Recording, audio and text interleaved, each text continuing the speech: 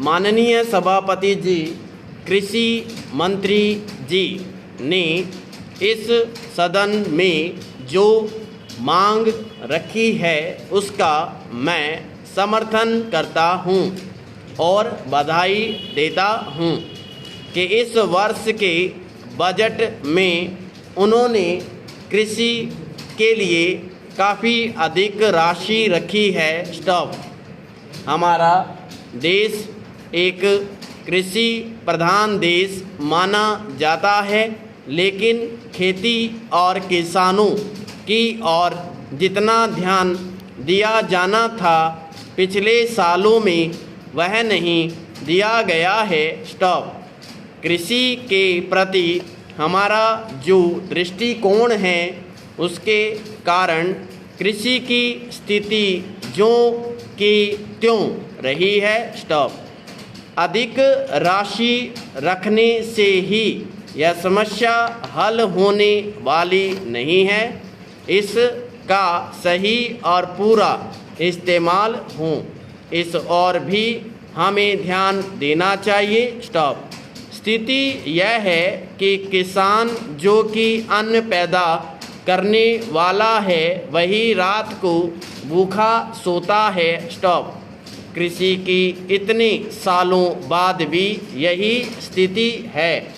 इसको समाप्त करने के लिए हमें शीघ्र ही नीति में कुछ सुधार करना पड़ेगा। स्टॉप। ऐसी स्थिति अधिक समय तक नहीं चलनी चाहिए। स्टॉप। मैं माननीय कृषि मंत्री से प्रार्थना करता हूं कि इस बारे में तेजी से काम हो। स्टॉप।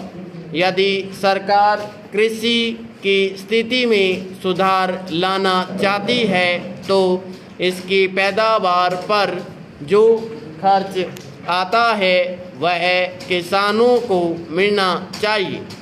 इसके बिना खेती में सुधार नहीं होगा।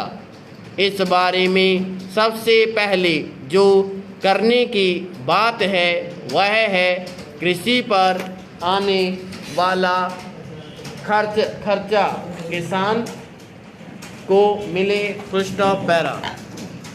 कृषि के विकास में सिंचाई का महत्वपूर्ण स्थान है। स्टॉप। सिंचाई के साधन उपलब्ध न होने के कारण हमें जितनी पैदावार मिलनी चाहिए उतनी नहीं मिल पाती है। स्टॉप। हमारी अधिकतर खेती वर्षा पर ही निर्भर करती है। स्टॉप। यदि वर्षा नहीं होती है तो पैदावार नहीं होती है। स्टॉप। सिंचाई से हम अधिक अन्न पैदा कर सकते हैं। इसलिए मैं निवेदन करना चाहता हूँ कि सिंचाई की जितनी भी सुविधा हो हमें किसानों को देनी चाहिए। स्टॉप।